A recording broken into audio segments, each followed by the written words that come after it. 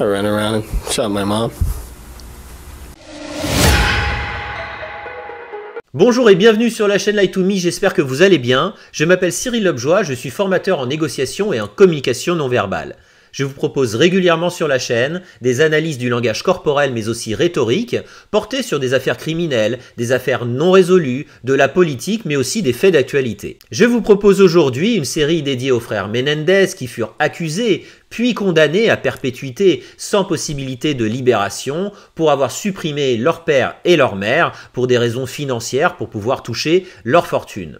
Nous allons aujourd'hui observer, décrypter le langage corporel mais aussi rhétorique du frère Lyle qui va nous expliquer ce qui en fait a déclenché le passage à l'acte mais aussi la description très détaillée de la fusillade et donc de ce soir durant lequel tout s'est passé. Pensez à vous abonner à la chaîne pour me soutenir, à me mettre votre avis en commentaire. Si vous souhaitez apprendre à décrypter le langage corporel de vos interlocuteurs, que ce soit dans votre vie personnelle ou professionnelle, pensez à cliquer sur le lien en description pour télécharger mon e-book. Il est d'ailleurs mis à jour très récemment, il est en version interactive désormais.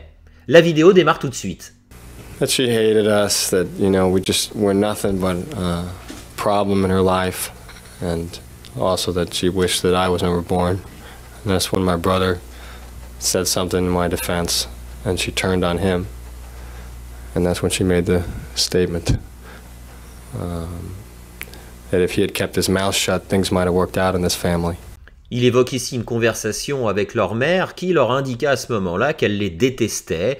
On va observer qu'il effectue des gestes de la main gauche au début, puis des gestes des deux mains comme pour illustrer l'ensemble de la famille. Et puis à la fin, il utilise son bras gauche, sa main gauche, avec l'index pointé vers son frère, comme s'il incarnait le geste de menace qu'a effectué sa mère à ce moment-là. On peut aussi observer des clignements psycho-affectifs et émotionnels dans cette séquence.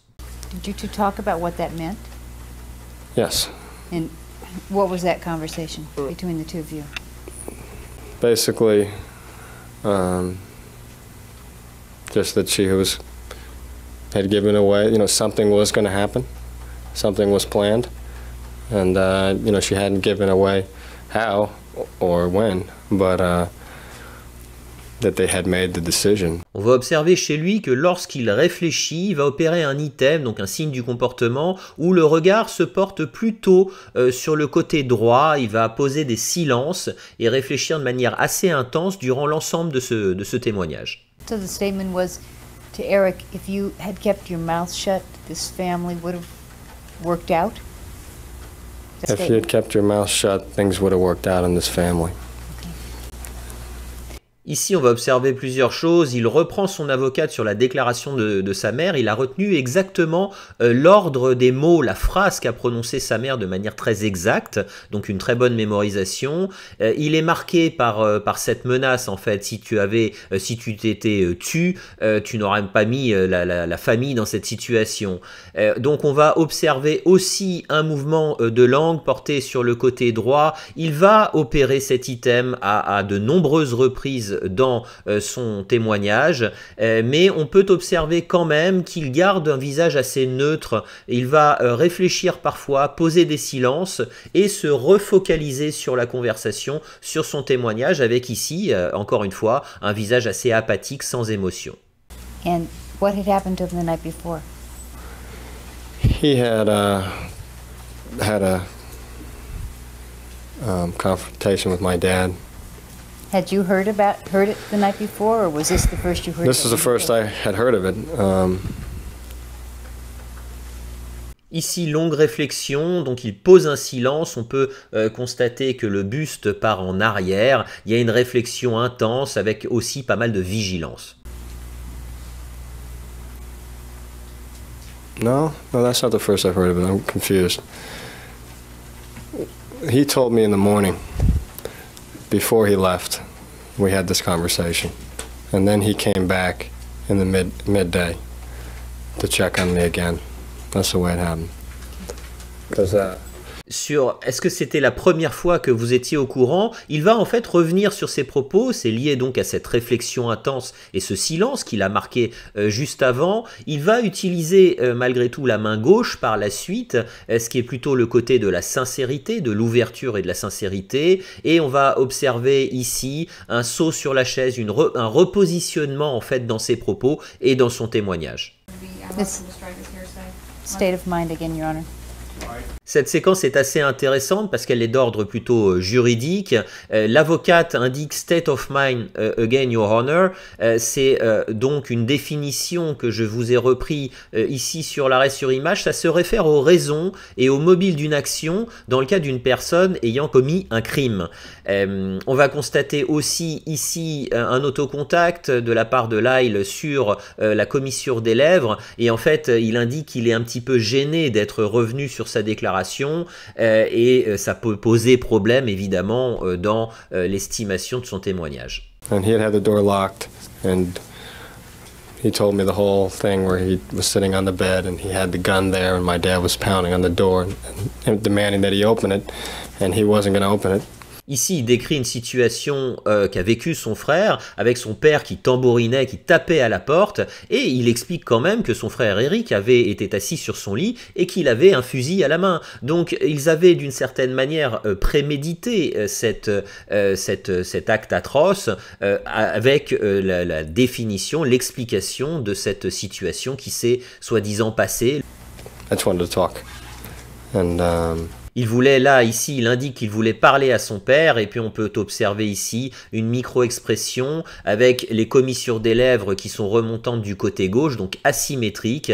Ici, on peut assimiler ça à du dépit.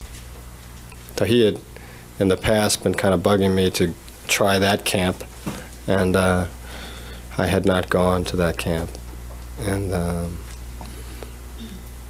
so I asked for the number this time, and he said, "What does it matter anymore?" And when he said that, and I just felt there was a problem. Why, when he said,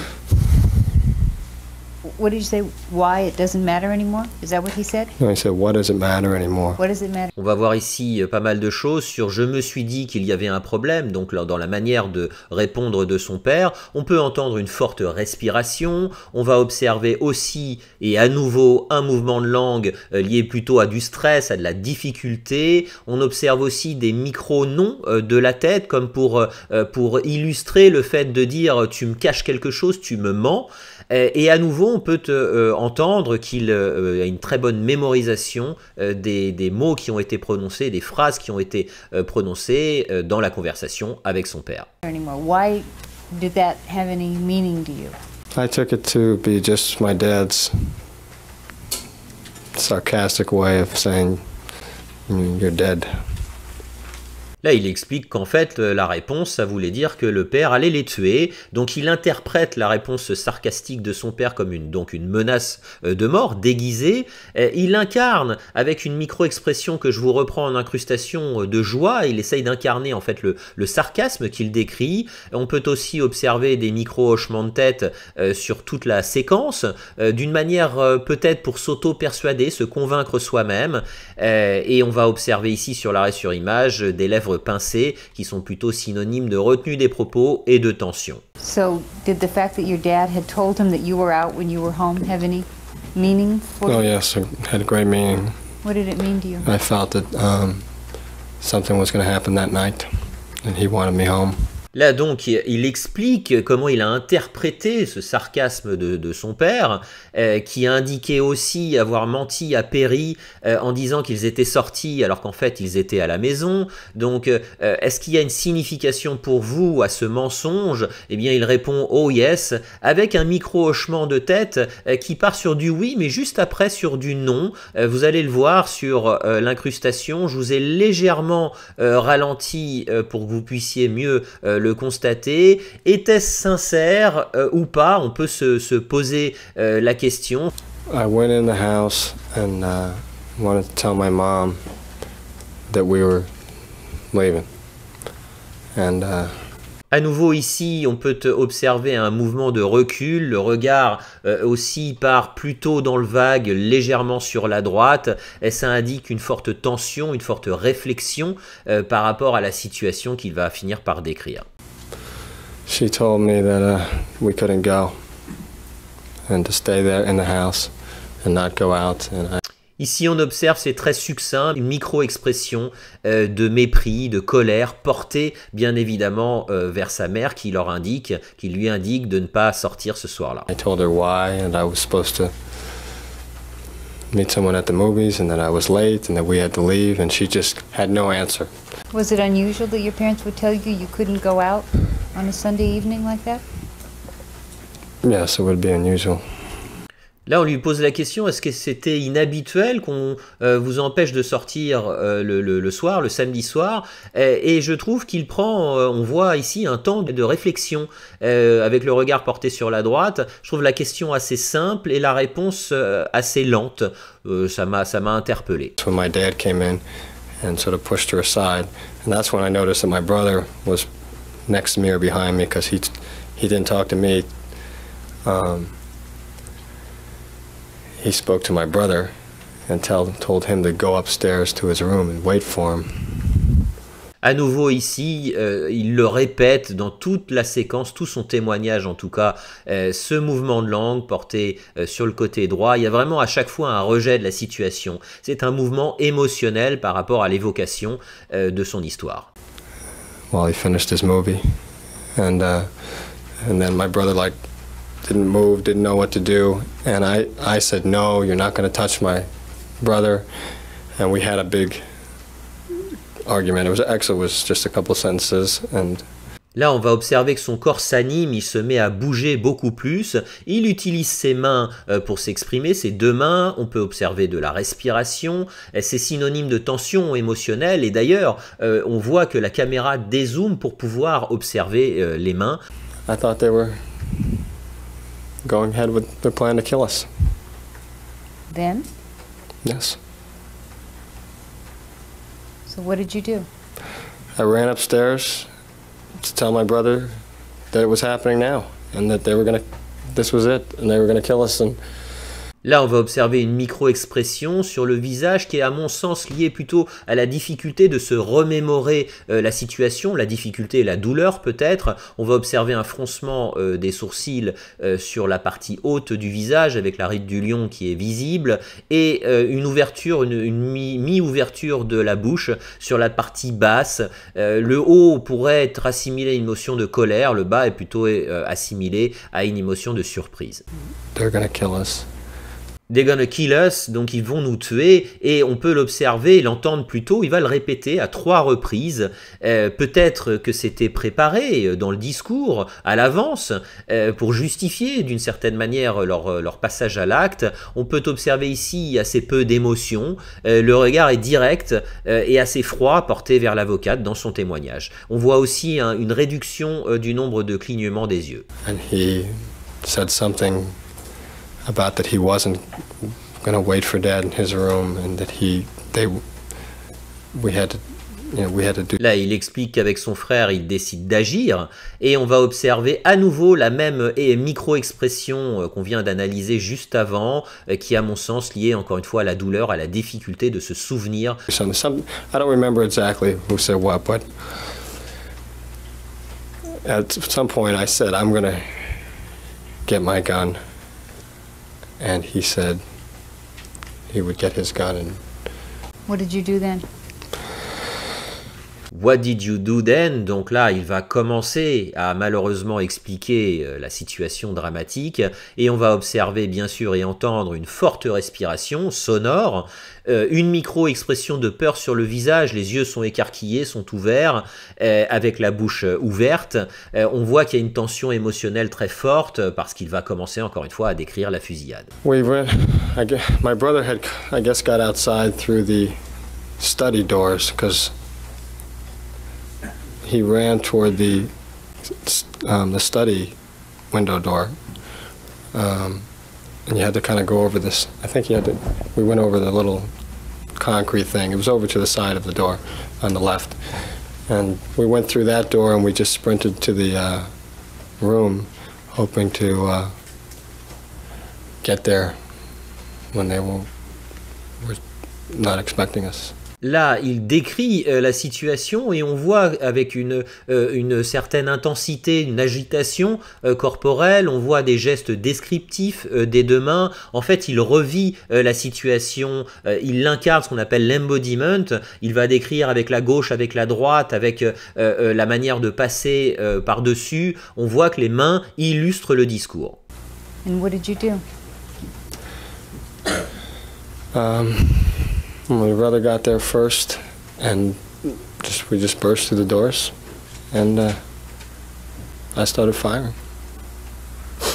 Was the room Là, donc, il indique qu'il a commencé à tirer. On va observer un reniflement assez sonore, 3 clignements des yeux de manière très rapprochée, et puis ses mains en prière qui reviennent sur la bouche.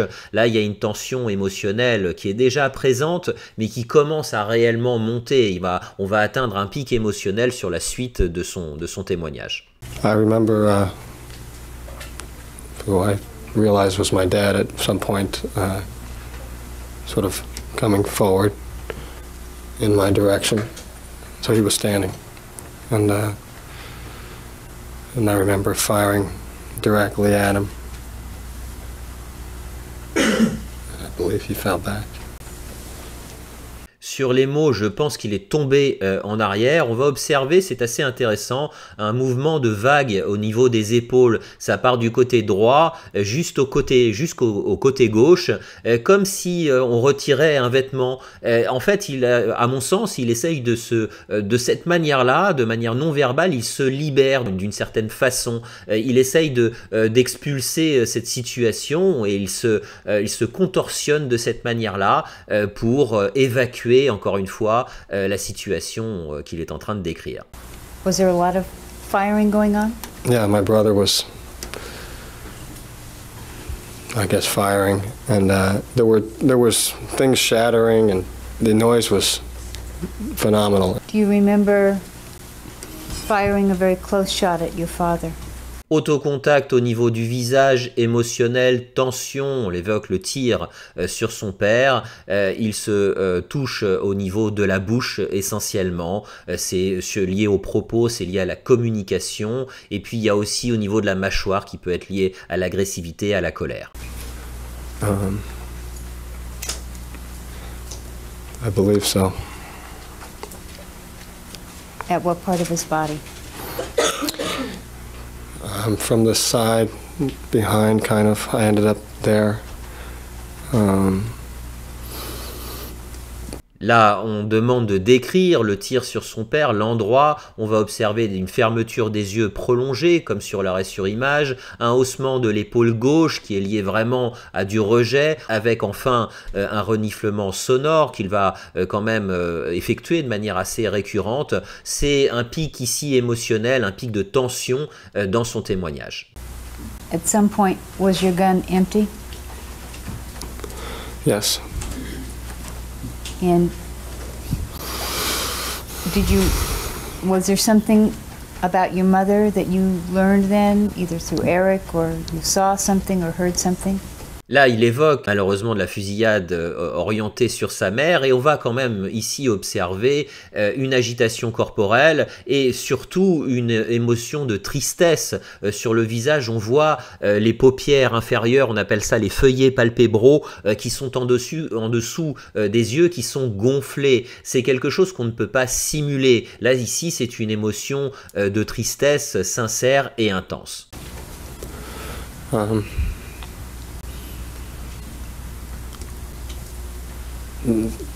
Could see sort of behind my dad, really barely, but could see somebody moving, seemed like moving in the direction of where my brother should be.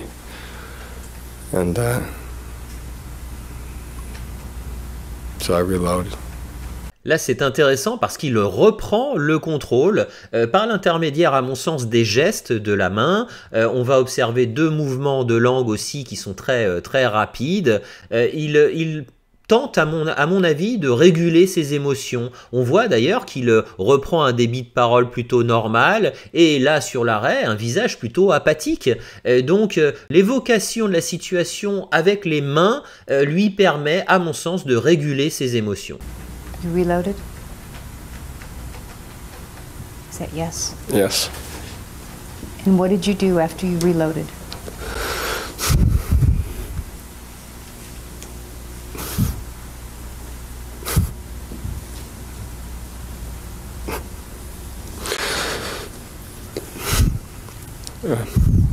I ran around and shot my mom. Là, ici, en fait, il repère le contrôle. On voit sur les 3 arrêts que je vous reprends de l'émotion de tristesse, de désespoir intense. Et on peut aussi le corroborer avec un ralentissement du débit de parole. Le paraverbal n'est plus le même. Il a essayé de réguler, il a essayé de gérer, mais l'émotion reprend le pas ici. Mon analyse par rapport à ce discours, ce témoignage de Lyle Menendez pendant son procès est lié directement à la préméditation. On doit se poser la question du passage à l'acte et du mobile pour lesquels les 2 frères ont amorcé cette fusillade. Ici, tous les propos, tout le témoignage est lié à l'interprétation du discours des parents notamment. En substance, ils nous indiquent qu'ils pensaient être en danger de mort, que les parents allaient les tuer. Et tout l'interprétation qu'il nous apporte était liée au discours de la mère dans un premier temps, puis du père dans un second temps, où il indique avoir menti, indiquant qu'ils n'étaient pas à la maison alors qu'ils étaient bien à leur domicile, puis cette réponse sarcastique sur le club de tennis, en substance tu n'as pas besoin de savoir l'adresse ou le numéro parce que tu n'en auras pas besoin. Tous ces éléments-là nous indiquent que le passage à l'acte des frères est lié à ce danger de mort imminente. En termes de non-verbal, on va observer 2 choses assez importantes et qui sont en fait opposées. Tout d'abord, un discours et un non-verbal de Lyle Menendez qui est presque apathique, c'est-à-dire sans émotion, peu de gestes, peu de déplacements, un paraverbal très neutre, un débit de parole très neutre, il ne sort pas du cadre, on voit que c'est quelqu'un qui gère bien son émotion dans ces phases-là, et puis, de manière assez opposée, on va constater à certains moments qu'il va beaucoup se déplacer, il va utiliser une main, les 2 mains, on va voir qu'il va avoir des mouvements de chaise, des mouvements de retrait, des éléments qui montrent qu'il va être dans l'émotion, dans la tension, dans le stress. On va observer aussi ces micro-expressions à plusieurs reprises qui sont plutôt portées vers la mère. D'ailleurs, on voit sur cette notion émotionnelle, sur la fin du témoignage, lorsqu'il parle de la fusillade, que le non-verbal est très présent ici, que l'émotion est très présente, notamment lorsqu'il va décrire la scène avec sa mère sur la fin de la séquence. On peut aussi se poser la question à certains moments de ces réflexions assez intenses, ces mouvements de recul, ces silences assez prononcés. Bien évidemment, c'est un procès, donc chaque mot ont une importance, donc il doit bien réfléchir, mais c'est vrai que j'ai pu trouver assez étonnant parfois de prendre assez de temps pour répondre, alors que ce sont finalement des réponses qui devraient être plus naturelles à mon sens. J'espère que cette analyse vous aura plu. Bien sûr, mettez-moi votre avis en commentaire. Pensez à vous abonner à la chaîne pour me soutenir. Si vous souhaitez apprendre la lecture du langage corporel, cliquez sur le lien en description pour télécharger mon e-book. Je vous dis à très bientôt pour le 2e épisode de la série sur les frères Menendez.